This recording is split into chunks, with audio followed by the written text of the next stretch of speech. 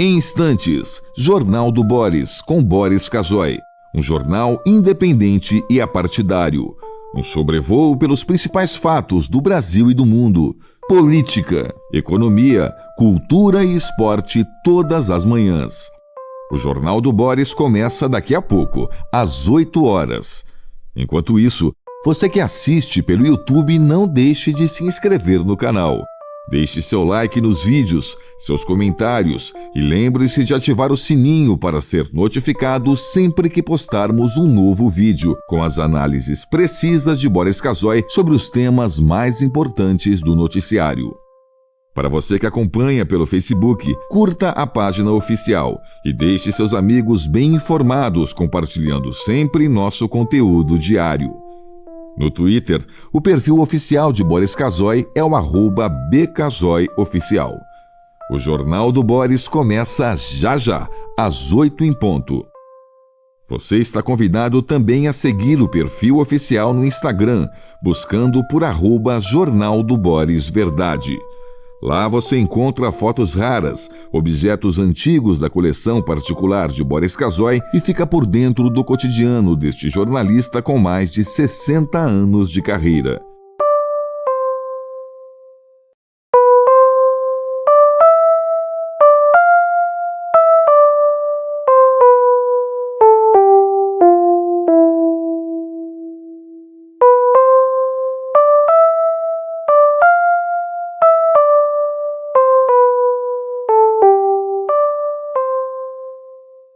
Em instantes, Jornal do Boris, com Boris Casoy.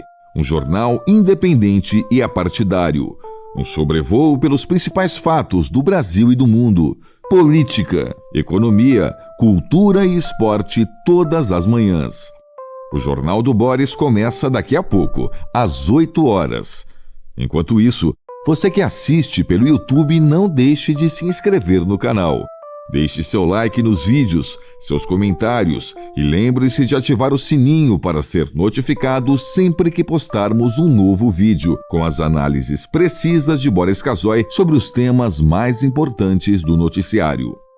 Para você que acompanha pelo Facebook, curta a página oficial e deixe seus amigos bem informados, compartilhando sempre nosso conteúdo diário. No Twitter, o perfil oficial de Boris Casoy é o @bcasoyoficial. O Jornal do Boris começa já, às 8 em ponto. Você está convidado também a seguir o perfil oficial no Instagram, buscando por @Jornal do Boris Verdade. Lá você encontra fotos raras, objetos antigos da coleção particular de Boris Casoy e fica por dentro do cotidiano deste jornalista com mais de 60 anos de carreira.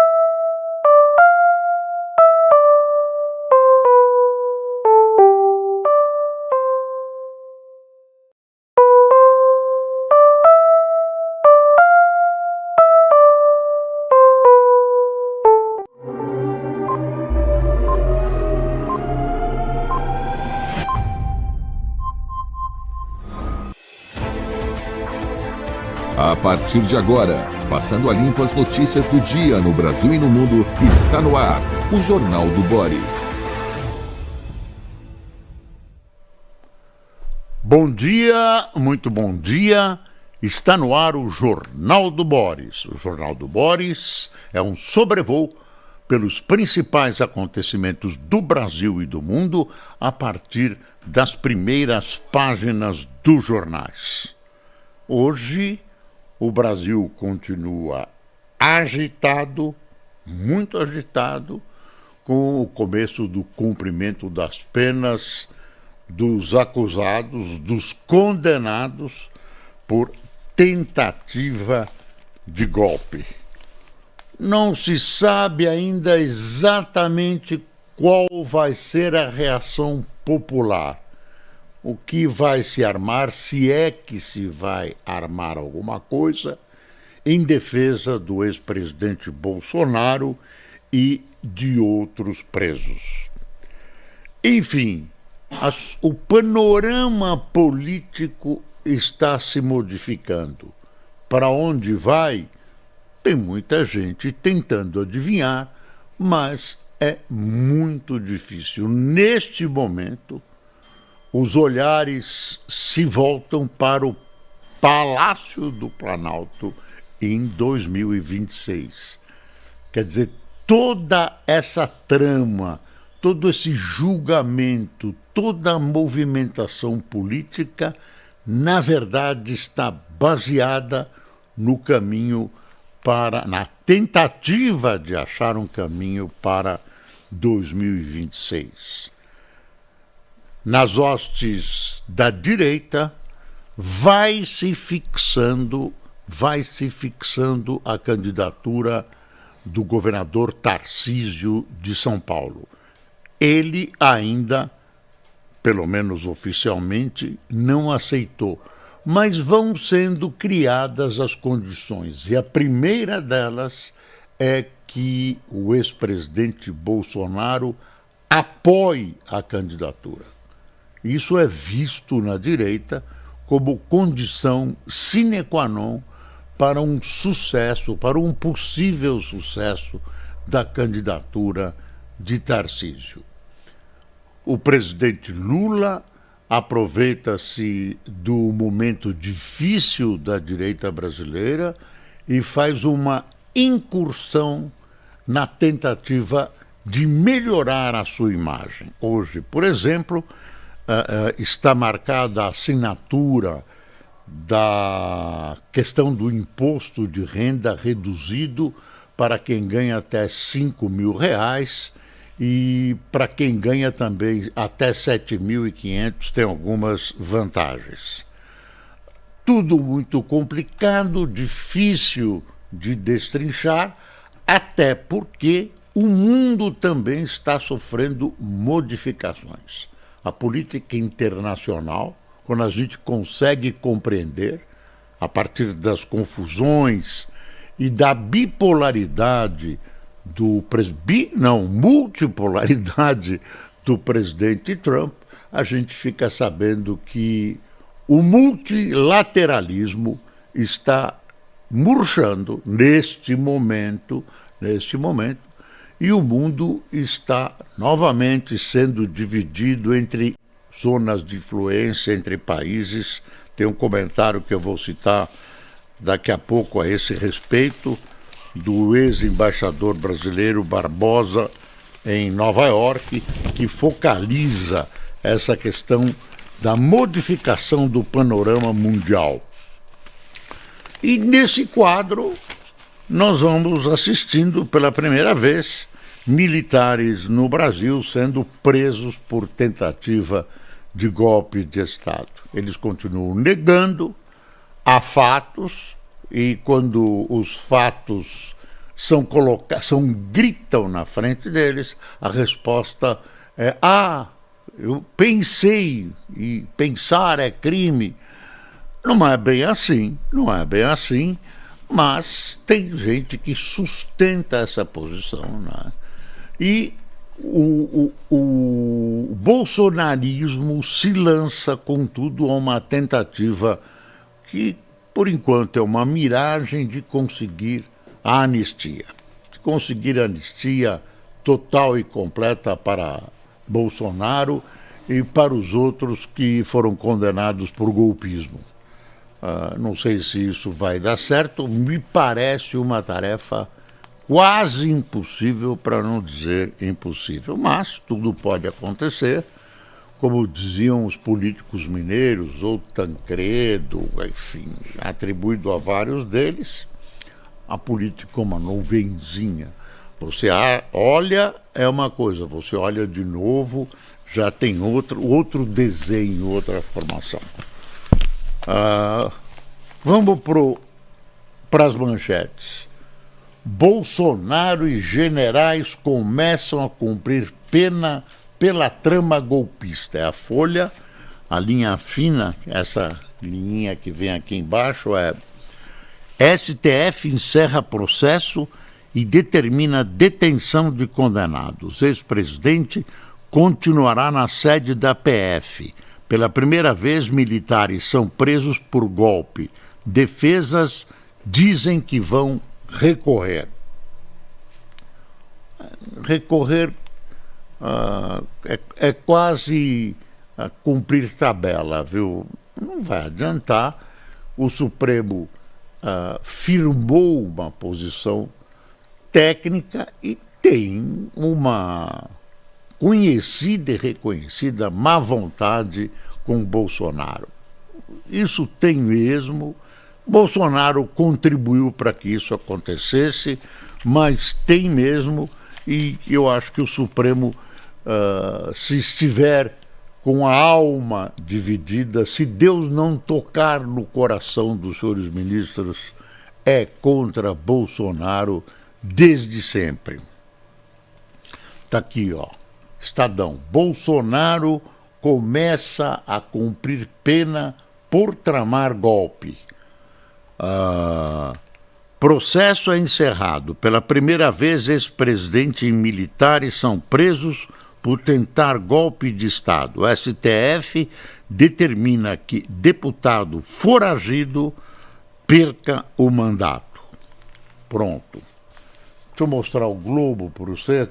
Você vê que as manchetes eu chamo de históricas, né? São essas que marcam a história. Quando você vai ler daqui a 50 anos aqueles livrões com as manchetes e com os textos das primeiras páginas dos jornais, você vai ver que essas manchetes vão fazendo história. E com essa consciência, os editores das primeiras páginas dos jornais elaboram as primeiras páginas, dizendo, não, esse é um fato histórico, temos que dar uma manchete histórica. Então a manchete é uma manchete informativa com o fato, mas tem um cunho histórico. Bolsonaro e chefes militares passam a cumprir pena inédita por tentar golpe. Ninguém está falando nesses jornais que nós lemos em suposto mais. É por tentar esse suposto golpe, só os jornais mais conservadores que estão adotando. STF conclui julgamento da trama golpista e 2 generais, um almirante e um ex-ministro são presos. Ex-presidente ficará na sede da PF em Brasília.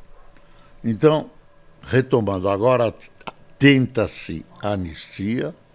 Será que vão ficar 27, 24, 20 anos presos? Eu duvido. Eu acho que vai aparecer alguma coisa política antes que vai colocá-los em liberdade. O Brasil é assim. Olha o que aconteceu com o Lula.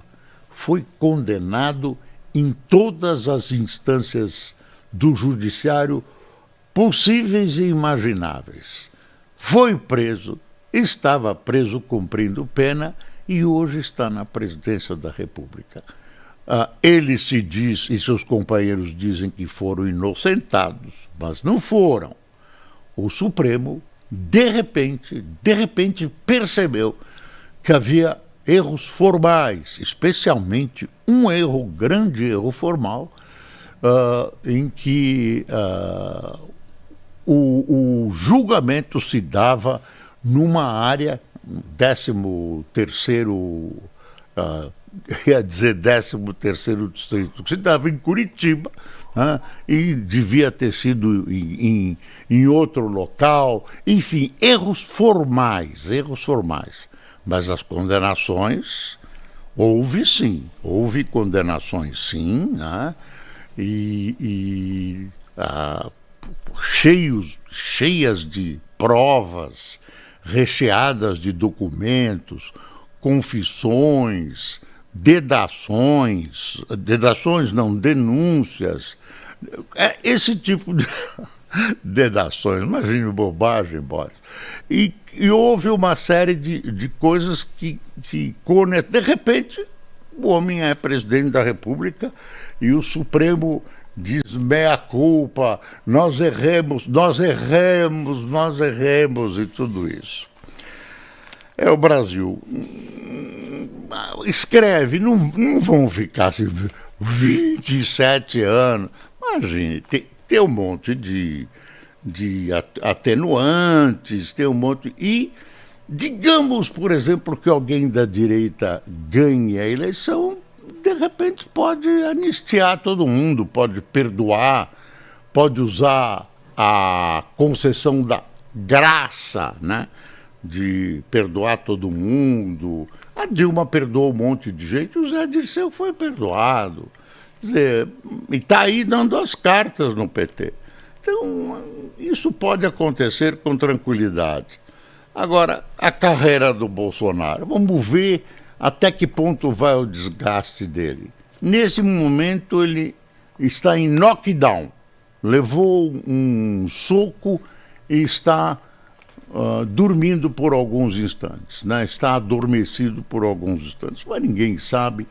Ele continua tendo, não vai perder num dia, como gostariam os petistas, a sua imagem popular. Ele quase ganhou a eleição, 1, não sei quanto por cento de diferença.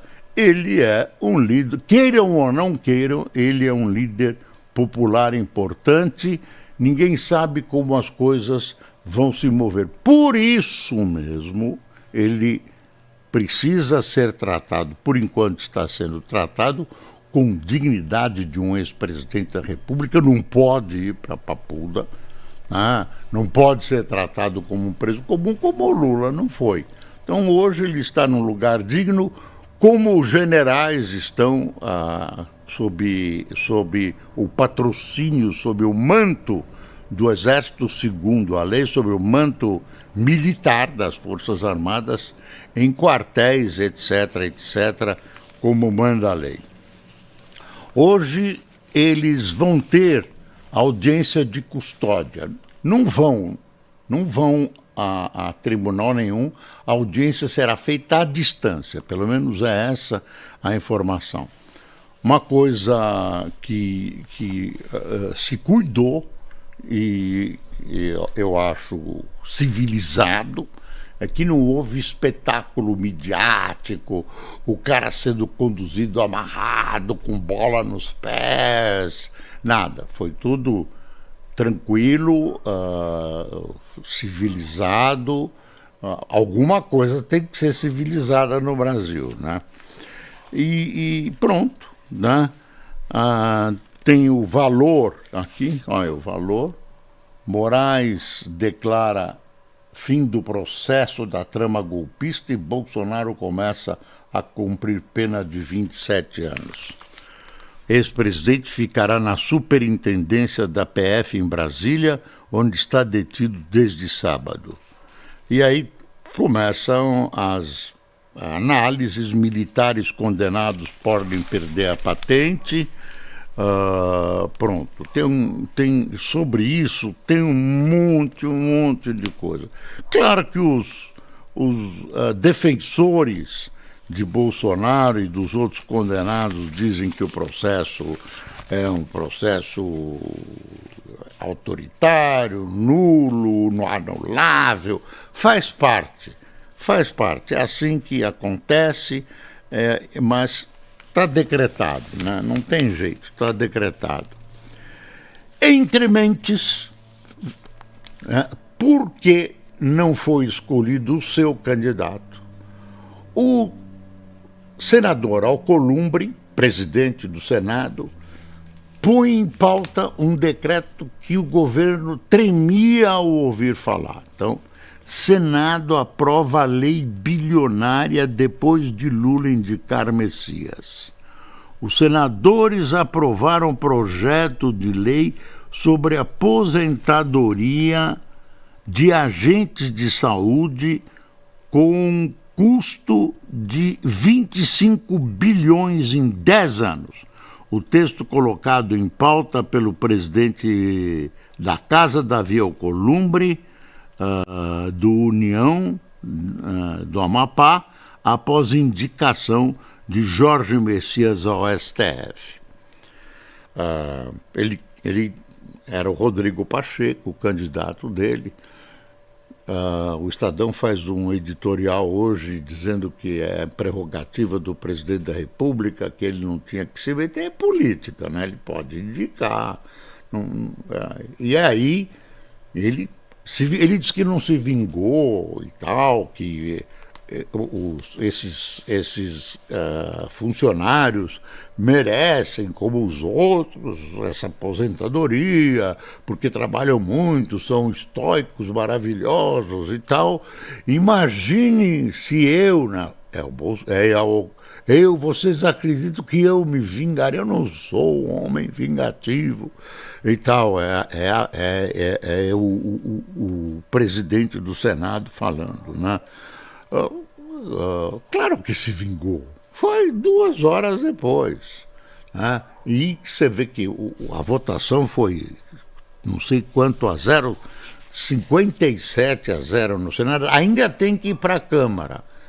O Executivo vai levar isso para o STF. E o presidente Lula pode vetar. Se ele veta, fica mal com esse grupo de funcionários públicos, porque o PT, que se diz e pensa que representa os trabalhadores do país, veta um aumento. O aumento pode ser justo. Agora, pode ser justo, deve ser. Agora, precisa ver se tem dinheiro, né? E não tem. E aí vem o presidente do Senado e jamega um castigo para o governo. E ainda 57-0 senadores aprovam pauta-bomba, custo 24 bi. Dificulta para o governo, né? De que já está gastando demais, já passou das medidas. A dívida brasileira é um susto, está assustando economistas, etc. Então, quer ver, o Estadão chama a atitude do presidente do Senado irresponsabilidade institucional. A Constituição é clara ao fixar que cabe ao presidente da República indicar ministros ao STF, prerrogativa que o presidente do Senado tentou usurpar à luz do dia na base da chantagem. O Estadão não deixa por menos. Aí eu vou variar um pouco. Olha o editorial do Estadão, uma coisa que eu falei ontem. Amazônia dominada pelo crime. É essa Amazônia que tem COP30, que não aconteceu nada na COP30, só navio movido a diesel, o presidente autorizando a exploração fóssil, no que, na minha opinião, ele foi muito bem, exploração de petróleo, porque você precisa progredir, você não pode deixar o país estagnado, como querem muitos, né? O Brasil descobre que quase metade das cidades amazônicas, está sob o jugo de criminosos, enquanto nenhuma ação eficaz ou proposta legislativa oferece uma solução para a segurança da região. Lembra o Lula na campanha? Não, eu vou, começou o governo, eu faço porque desfaço, vou acabar com o crime e tal, explodiram barcos, tiroteio, morte. Continua a mesma coisa, se não pior. Já imaginou se o Trump decide, é continuação do banditismo da Venezuela? Não sei. No fundo, querem deixar a Amazônia estagnada, né? Não pode mexer na floresta, não pode tocar, não pode fazer nenhuma estrada, não pode passar nenhum fio. São os ambientalistas de extrema, né? Não pode, não pode. Querem transformar o Brasil num jardim. Não dá, né? Não dá. Desculpe. O país tem que progredir, né? Aí tem a fotografia dos militares, dos principais presos. Está aí o general Augusto Heleno, comandou as tropas brasileiras do Haiti, é um militar de primeira qualidade. Eu trabalhei com ele na Band, quando eu fazia o Jornal da Band, ele era o comentarista de questões de segurança pública.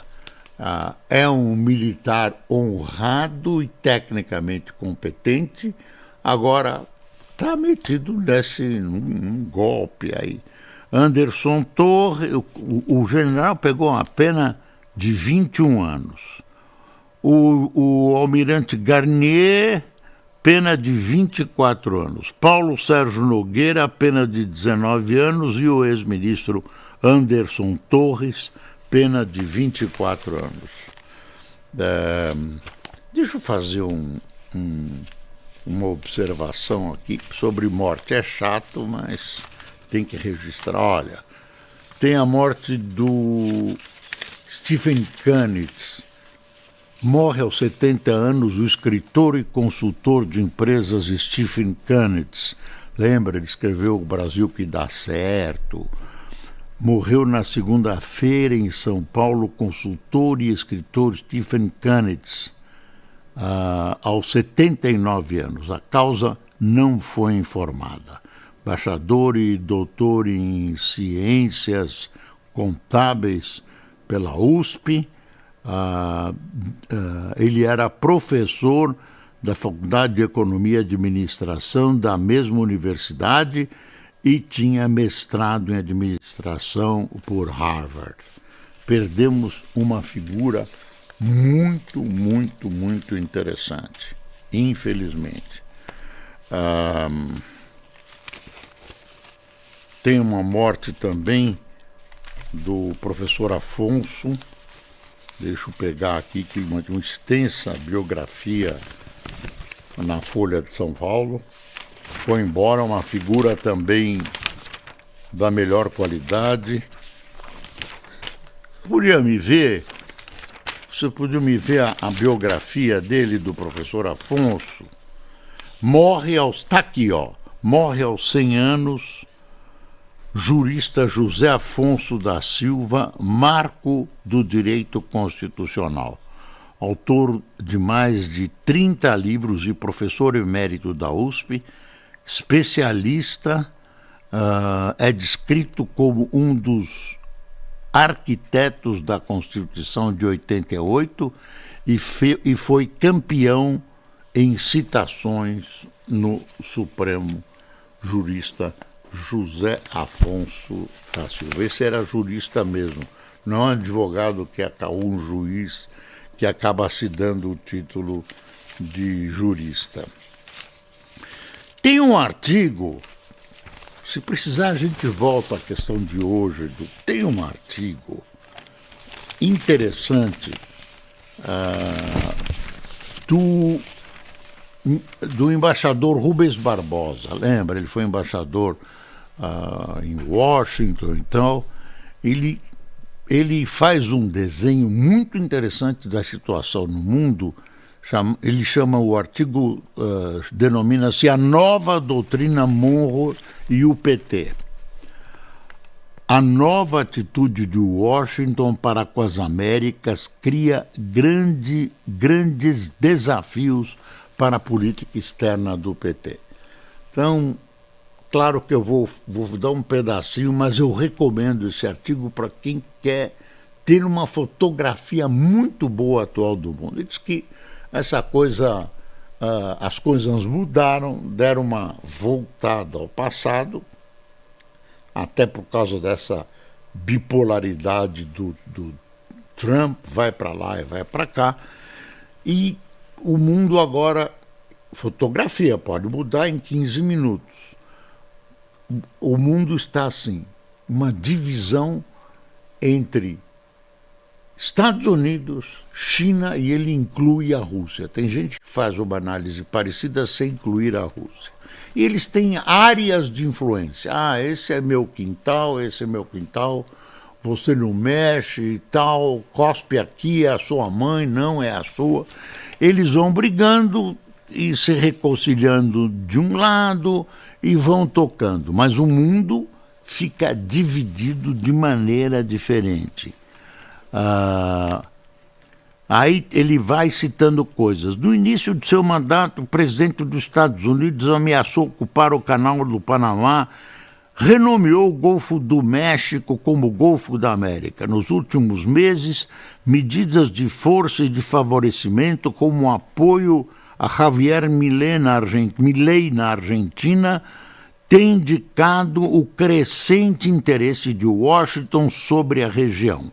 Na semana passada, 3 medidas confirmaram a mudança política da estratégia dos Estados Unidos em relação à América Latina. É estratégico sob o ponto de vista de uma guerra, né? Geograficamente. A floresta estratégica porque contém mistérios,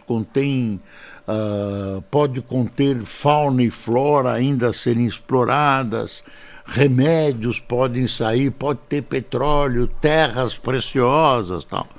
O anúncio de novas rebaixas tarifárias sobre produtos agrícolas e pecuários, sem produção ou com pequena produção local, para reduzir os custos no mercado norte-americano, foram isentos das tarifas recíprocas, mas continuaram a ser cobradas outras tarifas que incidem sobre esses produtos. Quer dizer, o que aconteceu com esses produtos que foram festejados aqui no Brasil foi que era interesse deles, não é nada. O Lula agiu direitinho e tal. Mas não foi uma conquista, foi porque os americanos iam se estrepar, estava se estrepando, inflação e tudo mais. Aí ele deu uma crescida. E aí ele briga para a China não ter uma posição e a Rússia na América Latina. Não vai dar para eu contar isso tudo, mas eu recomendo a leitura disso e de um outro editorial, A Caixa Preta dos Fundos de Servidores, dinheiro que aplicaram de repente no Banco Master. Você vê isso? Master subiu. E o INSS, onde está? Cadê a CPMI do INSS? Cadê as investigações? Cadê os presos? Cadê a grana? Bom, quem tomou cafezinho conosco... Não dá tempo, gente.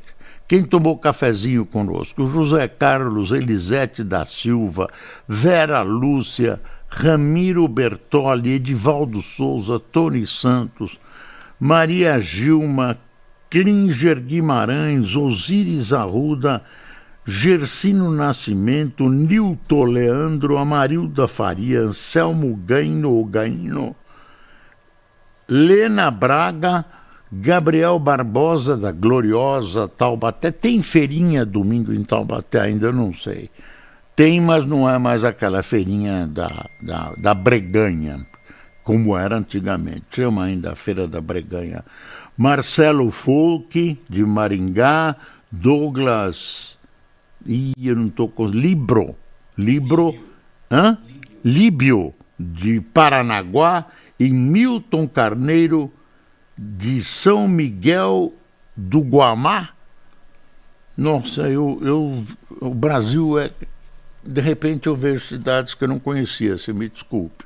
Também eu não posso saber tudo, eu sei de uma ignorância esse Boris. Bom, pessoal, muito obrigado por sua atenção. Vamos seguir no noticiário hoje, ver o que acontece, torcer pelo Brasil e dizer que tudo que está acontecendo hoje pode ser resumido numa frase: isso é uma vergonha.